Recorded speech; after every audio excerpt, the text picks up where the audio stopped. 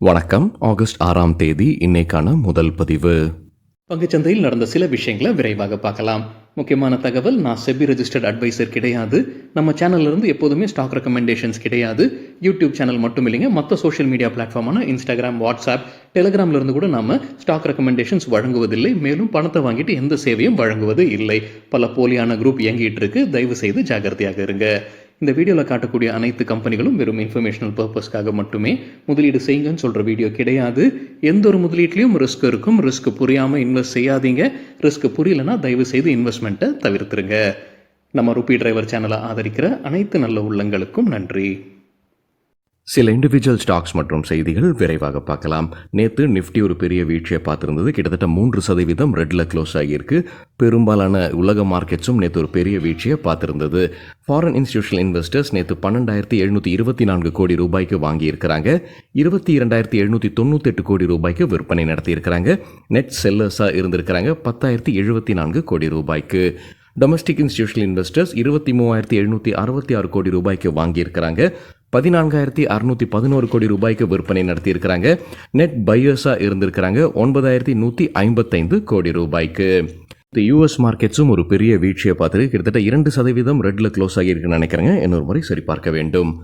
பங்களாதேஷில் political instability ஏற்பட்டிருப்பதாக மணி கண்ட்ரோல்லேருந்து கிடைத்த தகவல். மிலிட்ரி டேக் ஓவர் பண்ணுறாங்க. பிரதமர் ஷேக் ஹசீனா ராஜினாமா செய்திருக்கிறாங்க. நாட்டை விட்டும் வெளியேறி இருக்கிறாங்க. அவங்க இந்தியா வந்திருக்கலாம்னு ஒரு தரப்பில் சொல்லியிருக்கிறாங்க. இந்தியா வந்தது தற்காலிகமாகத்தான், அவர் லண்டன் போகிறாங்க அப்படின்னு மற்றொரு செய்தியும் சொல்லப்பட்டு இருக்கு. இப்போதைக்கு மிலிட்ரி டேக் ஓவர் பண்ணி ஒரு இன்ட்ரிம் கவர்மெண்ட்டை அமைத்திருக்கிறாங்க. இந்தியாவுக்கு இது பாதிப்பு ஏற்பட்டிருக்கு. வர்த்தக ரீதியில் காட்டன் எக்ஸ்போர்ட்ஸில் பாதிப்பு ஏற்பட்டிருப்பதாக மணி கண்ட்ரோலில் சொல்லியிருக்கிறாங்க. ஒட்டுமொத்தமாக $2.4 பில்லியன் மதிப்பிற்கான காட்டன் எக்ஸ்போர்ட் இந்தியா நடத்தி வராங்க பங்களாதேஷ்க்கு. அதில் பாதிப்பு இருக்கும்னு சொல்லியிருக்கிறாங்க. இந்தியாவுடைய ஏற்றுமதியில் ஒட்டுமொத்த கான்ட்ரிபியூஷன் பங்களாதேஷ்லேருந்து எவ்வளோ வருதுன்னு பார்க்கும்போது 16.8% இருந்தது. இது நிதியாண்டு 2023. நிதியாண்டு 2024 அதே கிட்டத்தட்ட 35% உயர்ந்திருக்கு. அதனால் ஒரு பாதிப்பு இருப்பதற்கான வாய்ப்பு உள்ளதாக சொல்லியிருக்கிறாங்க மணி கண்ட்ரோல் செய்தியில். டாடா நிறுவனமான ஏர் இந்தியா அவங்களுடைய சேவைகளை ரத்து செய்திருக்கிறாங்க. பங்களாதேஷ்க்கு போகக்கூடிய அனைத்து விமானங்களையும் அவங்க ரத்து செய்திருக்கிறாங்க. எல்ஐசி தரப்புல அப்டேட் இருக்கு. எல்ஐசி ஆஃப் பங்களாதேஷ் அவங்களுடைய ஆஃபீஸை இப்போதைக்கு மூடுறாங்க. 3 நாட்களுக்கு, அதாவது ஆகஸ்ட் 5ஆம் தேதி நேற்று, 6ஆம் தேதி, 7ஆம் தேதிக்கு மூடுறாங்க.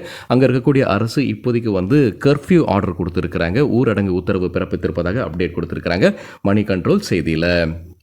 ஓலா எலக்ட்ரிக் மொபிலிட்டி ஐபிஓ குறித்தான அப்டேட். 2வது நாள் முடிவில் எவ்வளவு சப்ஸ்கிரிப்ஷன் ஆகியிருக்கு? ஒட்டு மொத்தமாக 112% சப்ஸ்கிரிப்ஷன் ஆகியிருக்கு. ரீட்டைல் கேட்டகரி மட்டும் பார்க்கும்போது 3 மடங்கு சப்ஸ்கிரிப்ஷன் ஆகியிருந்தது. போனஸ் ஷேர்ஸ் எவ்வளோ நாட்களுக்குள்ளார நம்ம டிமேட் அக்கௌண்ட்டில் கிரெடிட் ஆக வேண்டும், எப்போலேருந்து ட்ரேட் ஆக வேண்டும் அப்படின்னு புது விதியை செபி கொண்டு வருவதற்கான வாய்ப்பு இருக்குது. இப்போ 7 நாட்கள் வரைக்கும் டைம் இருக்குன்னு நினைக்கிறாங்க. அது இப்போ 2 நாட்களாக குறைக்கிறாங்க. அதாவது 2வது நாள் முடிவில் அது ட்ரேடிங் ஆரம்பிக்க வேண்டும். போனஸ் ஷேர்ஸ் கிரெடிட் ஆகி ட்ரேடிங் ஆரம்பிக்க வேண்டும்ன்ற புது விதியை செபி கொண்டு வருவதற்கான வாய்ப்பு உள்ளதாக மணி கண்ட்ரோலில் தகவல் சொல்லியிருக்கிறாங்க.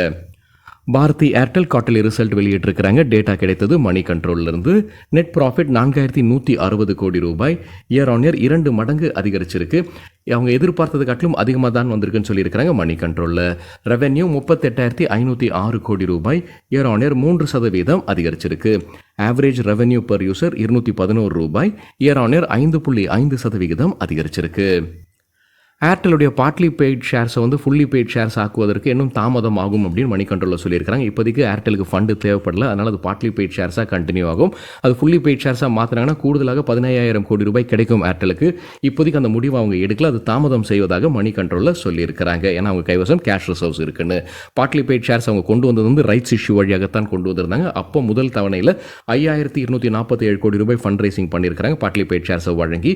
மீதம் இருக்கிற 15,000 கோடி ரூபாய்க்கு அவங்க அடுத்த அழைப்பு விடுக்கணும், அதை தாமதம் செய்வாங்கன்னு மணி கண்ட்ரோலில் சொல்லியிருக்கிறாங்க. பாரதி எக்ஸாகாம் மணி கண்ட்ரோலில் கிடைத்த தகவல் ரிசல்ட் அறிவிச்சிருக்கிறாங்க. நெட் ப்ராஃபிட் 511 கோடி ரூபாய், இயர் ஆன் இயர் 102% அதிகரிச்சிருக்கு. ரெவென்யூ 1,911 கோடி ரூபாய், இயர் ஆன் இயர் 14% அதிகரிச்சிருக்கு. டாடா கெமிக்கல்ஸ் குவார்ட்டர்லி ரிசல்ட்டை அறிவிச்சிருக்கிறாங்க. கன்சாலிடேட்டட் ப்ராஃபிட் 190 கோடி ரூபாய், இயர் ஆன் இயர் 67% விழுந்திருக்கு. ரெவென்யூ இயர் ஆன் இயர் 10% விழுந்திருக்கு. எண்ணிக்கை 3,789 கோடி ரூபாய். தகவல் நமக்கு கிடைத்தது மணி கண்ட்ரோலிருந்து. டியூப் இன்வெஸ்ட்மெண்ட்ஸ் ஆஃப் இந்தியாவுக்கு மோதிலால் ஓஸ்வால் பை ரேட்டிங் கொடுத்துருக்காங்க. எதிர்பார்க்குற டார்கெட் 4,740 ரூபாய். அதானி எனர்ஜி சொல்யூஷன்ஸ் தரப்புலேருந்து அப்டேட் இருக்குது. கம்பெனி ஃபண்ட் ரைசிங் பண்ணியிருக்கிறாங்க. குவாலிஃபைடு இன்ஸ்டிடியூஷனல் பிளேஸ்மெண்ட் வழியாக 8,370 கோடி ரூபாய்க்கு ஃபண்ட் ரைசிங் நடத்தியிருக்கிறாங்க. பவர்மேக் ப்ராஜெக்ட்ஸ் தரப்புல வந்து அப்டேட் இருக்குது. கம்பெனிக்கு ஒரு ஆர்டர் கிடச்சிருக்குன்னு சொல்லியிருக்காங்க. 110 கோடி ரூபாய் மதிப்பிற்கான ஆர்டர், ஒரு international order Dangote petroleum refinery and petrochemical கிட்டேருந்து கிடைத்திருப்பதாக சொல்லியிருக்காங்க பவர்மேக் ப்ராஜெக்ட்ஸ். ரிலையன்ஸ் இண்டஸ்ட்ரீஸ் அவங்களுடைய டிவிடெண்டுக்கான ரெக்கார்ட் டேட்டை அறிவிச்சிருக்காங்க. ஆகஸ்ட் 19ஆம் தேதி. அவங்களுடைய 47வது ஆனுவல் ஜெனரல் மீட்டிங் ஆகஸ்ட் 29ஆம் தேதி நடைபெற இருப்பதாக அப்டேட் கொடுத்துருக்காங்க. ஓஎன்ஜிசி குவார்ட்டர்லி ரிசல்ட்டை அறிவிச்சிருக்காங்க. ஸ்டாண்ட் அலோன் பேசிஸில் கிராஸ் ரெவென்யூ 35,266 கோடி ரூபாய், இயர் ஆன் இயர் 4% அதிகரிச்சிருக்கு. நெட் ப்ராஃபிட் 8,938 கோடி ரூபாய், இயர் ஆன் இயர் 15% விழுந்திருக்கு. ஐடி கான்ஸ் இ சொல்யூஷன்ஸ் அவங்களுக்கு ஒரு புது ஆர்டர் கிடச்சிருக்குன்னு சொல்லியிருக்காங்க. அதானி குரூப் கம்பெனி கிட்டேருந்து. அதோடைய மதிப்பு 2.5 கோடி ரூபாய். கோல் இந்தியா ஒரு ஜாயிண்ட் வெஞ்சர் அமைக்கிறாங்க. கெயிலுடன் ஒரு ஜாயிண்ட் வெஞ்சர். இந்த ஜாயிண்ட் வெஞ்சரில் கோல் இந்தியா கைவசம் 51%, கெயில் கைவசம் 49% ஸ்டேக்கும் இருக்கும். எதற்காக இந்த ஜாயிண்ட் வெஞ்சர்? கோல்லேருந்து சிந்தட்டிக் நேச்சுரல் கேஸ் உற்பத்தி செய்யக்கூடிய ப்ராஜெக்ட்டுக்காகத்தான் இந்த ஜாயிண்ட் வெஞ்சர்னு சொல்லியிருக்கிறாங்க கோல் இந்தியா. ஃபீனிக்ஸ் மில்ஸ் மே மாதத்தில் டிவிடெண்ட் அறிவிச்சிருக்கிறாங்க 5 ரூபாய். அதற்கான ரெக்கார்ட் டேட்டை இப்போ வெளியிட்டிருக்கிறாங்க ஆகஸ்ட் 20ஆம் தேதி.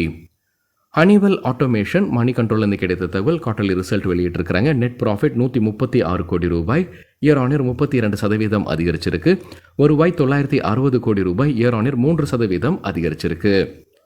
எல்டிஐ மைண்ட்ரீக்கு Motilal Oswal financial services buy rating கொடுத்துருக்காங்க. எதிர்பார்க்குற டார்கெட் 7,000 ரூபாய், 27% அதிகரிப்பதற்கான வாய்ப்பு இருக்குது. ஹெச்சிஎல் டெக்னாலஜிஸ்க்கு மோதிலால் ஓஸ்வால் பை ரேட்டிங் கொடுத்துருக்காங்க. எதிர்பார்க்குற டார்கெட் 1,850 ரூபாய், 15% அதிகரிப்பதற்கான வாய்ப்பு இருக்குது. வீவின் லிமிடெட் தரப்புல வந்து அப்டேட் இருக்குது. கம்பெனிக்கு ஒரு கால் சென்டருக்கான ஆர்டர் கிடச்சிருக்கு. 5 ஆண்டிற்கான கான்ட்ராக்ட். அதோடைய மதிப்பு 1.2 கோடி ரூபாய். ஹாக்கின்ஸ் குக்கர்ஸ் குவார்ட்டர்லி ரிசல்ட் அறிவிச்சிருக்கிறாங்க. ரெவென்யூ ஃப்ரம் ஆப்ரேஷன்ஸ் 228 கோடி ரூபாய். போன வருடம் இதே குவார்ட்டரில் 203 கோடி ரூபாயாக இருந்தது. ப்ராஃபிட் ஆஃப்டர் டாக்ஸ் 25 கோடி ரூபாய். போன வருடம் இதே குவார்ட்டரில் 21 கோடி ரூபாயாக இருந்தது. மேரிக்கோ நம்ம பேராஷூட் தேங்காய் எண்ணெய் பிராண்ட் வைத்திருக்கக்கூடிய கம்பெனி குவார்ட்டர்லி ரிசல்ட்டை அறிவிச்சிருக்கிறாங்க. கன்சாலிடேட்டட் ரெவென்யூ ஃப்ரம் ஆப்ரேஷன்ஸ் 2,643 கோடி ரூபாய், இயர் ஆன் இயர் 7% அதிகரிச்சிருக்கு. ப்ராஃபிட் ஆஃப்டர் டாக்ஸ் 464 கோடி ரூபாய், இயர் ஆன் இயர் 9% அதிகரிச்சிருக்கு. Vijaya diagnostic centre quarterly result அறிவிச்சிருக்கிறாங்க. ரெவென்யூ ஃப்ரம் ஆப்ரேஷன்ஸ் 1,562 மில்லியன் ரூபாய், இயர் ஆன் இயர் 29% அதிகரிச்சிருக்கு. ப்ராஃபிட் ஆஃப்டர் டாக்ஸ் 314 மில்லியன் ரூபாய், இயர் ஆன் இயர் 20% அதிகரிச்சிருக்கு. செரா சானிட்டரி வேர் பைபேக் அறிவிச்சிருக்கிறாங்க. 1,08,333 ஈக்விட்டி ஷேர்ஸை திரும்ப பெறுறாங்க. ஒட்டுமொத்த ஈக்விட்டி ஷேர்ஸில் 0.83%. இது என்ன விலை நிர்ணயித்திருக்கிறாங்க? 12,000 ரூபாய். நேற்று க்ளோசிங்லேருந்து ஒப்பிட்டு பார்க்கும்போது 27% கூடுதலாக விலையை நிர்ணயித்திருக்கிறாங்க. ஒட்டுமொத்தமாக 130 கோடி ரூபாய் செலவு செய்ய இருக்கிறாங்க இந்த பைபேக்கிற்கு. அதற்குரிய ரெக்கார்ட் டேட் ஆகஸ்ட் 16. பைபேக்னா என்ன அப்படின்னு நம்ம வேறொரு வீடியோவில் டீட்டெயிலாக பேசியிருக்கோம். அந்த வீடியோட லிங்க் இந்த வீடியோட டிஸ்கிரிப்ஷனில் இருக்குது.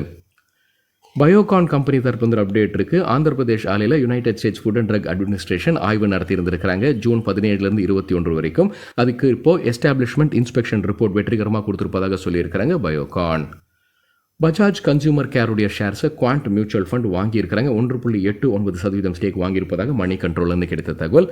கோல்ட்மன் சாக்ஸ் ஃபண்ட்ஸும் விற்பனை செய்திருக்கிறாங்க. 1.69% ஸ்டேக் பஜாஜ் கன்சியூமர் கேரில். தேவயானி இன்டர்நேஷனல் குவார்ட்டர்லி ரிசல்ட் அறிவிச்சிருக்கிறாங்க. இந்த குவார்ட்டரில் புதிதாக 54 கடைகளை திறந்திருக்கிறாங்க. ஒட்டுமொத்தமாக அவங்க கைவசம் இருக்கக்கூடிய கடைகளுடைய எண்ணிக்கை 1,836. கன்சாலிடேட்டட் ரெவென்யூ 12.2 பில்லியன் ரூபாய், குவார்ட்டர் ஆன் குவார்ட்டர் 17% அதிகரிச்சிருக்கு. எபிட்டா அல்லது operating profit 2.2 billion, quarter on quarter 2% அதிகரிச்சிருக்கு. சோபா லிமிடெட் தரப்பு வந்து அப்டேட் இருக்குது. அவங்களுடைய ஐடி இன்ஃப்ராஸ்ட்ரக்சரில் தாக்குதல் நடந்திருக்கு. ரேன்சம்வேர் அட்டாக் நடந்திருப்பதாக சொல்லியிருக்கிறாங்க. அது இப்போதைக்கு சரி செய்யப்பட்டுள்ளதாகவும் சொல்லியிருக்கிறாங்க சோபா லிமிடெட். ஆகஸ்ட் 6ஆம் தேதி இன்னைக்கு குவார்ட்டர்லி ரிசல்ட் அறிவிக்கக்கூடிய சில கம்பெனிகளுடைய பெயர்கள்: Vedanta, power finance, TVS motor, Tata power, Shree cements, Cummins, Lupin, Gland pharma, Bata India, Bajaj electricals, indigo paints, VIP industries, PB fintech மற்றும் blue star. Gainers with high volume பட்டியலை விரைவாக பார்க்கலாம். இது நேற்றுக்கான டேட்டா. ஹை வால்யூம் எப்படி சொல்கிறோம்னா, நேற்று வால்யூமுடன் கடந்த 10 நாளைக்கான ஆவரேஜ் வால்யூமை கம்பேர் செய்யும்போது 100% மேலே இருக்கிற சில ஸ்டாக்ஸ். கெய்னர்ஸ்னு சொல்லும்போது நேற்று ஷேர் பிரைஸ் அதிகரித்திருக்க வேண்டும். ஆரோ கிரீன்டெக் 20% ஷேர் பிரைஸ் அதிகரித்தது, 456% வால்யூம் அதிகரிப்பு. ஆர்கிட் பிளை இண்டஸ்ட்ரீஸ் 20% ஷேர் பிரைஸும் 5917% வால்யூம் அதிகரிப்பு. லக்ஸ் இண்டஸ்ட்ரீஸ் 9% ஷேர் பிரைஸ், கிட்டத்தட்ட 700% வால்யூம் அதிகரிப்பு. கிருதி நியூட்ரியன்ஸ் 6% ஷேர் பிரைஸும் 277% வால்யூம் அதிகரிப்பு. Glenmark 6% share price, 582% volume. Cera sanitaryware 6% உயர்ந்தது, 2022% வால்யூம் அதிகரிப்பு. இன்செக்டிசைட்ஸ் 5% ஷேர் பிரைஸும் 335% வால்யூம் அதிகரிப்பு.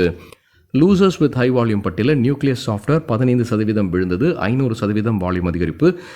கிர்லோஸ்கர் பிரதர்ஸ் 13% வீழ்ச்சி, 238% வால்யூம் அதிகரிப்பு. அக்ஷர் கெம் 10% வீழ்ச்சி, 194% வால்யூம் அதிகரிப்பு. மதர்சன் 9% விழுந்தது, 550% வால்யூம் அதிகரிப்பு. சவிதா ஆயில் 9% வீழ்ச்சி, 170% வால்யூம் அதிகரிப்பு. எவரெஸ்ட் இண்டஸ்ட்ரீஸ் 9% விழுந்தது, 116% வால்யூம் அதிகரிப்பு. எஸ்பி அப்பேரல்ஸ் 8% வீழ்ச்சி, 114% அதிகரித்தது வால்யூம். எல்ஐசி ஹவுசிங் ஃபைனான்ஸ் 8% வீழ்ச்சி, 350% வால்யூம் அதிகரிப்பு. மோல்டெக் டெக்னாலஜிஸ் 8% விழுந்தது, 160% வால்யூம் அதிகரிப்பு. சரிங்க, இதுதான் சில விஷயங்கள் என்னுடைய பார்வைக்கு எட்டியது. நன்றி, வணக்கம்.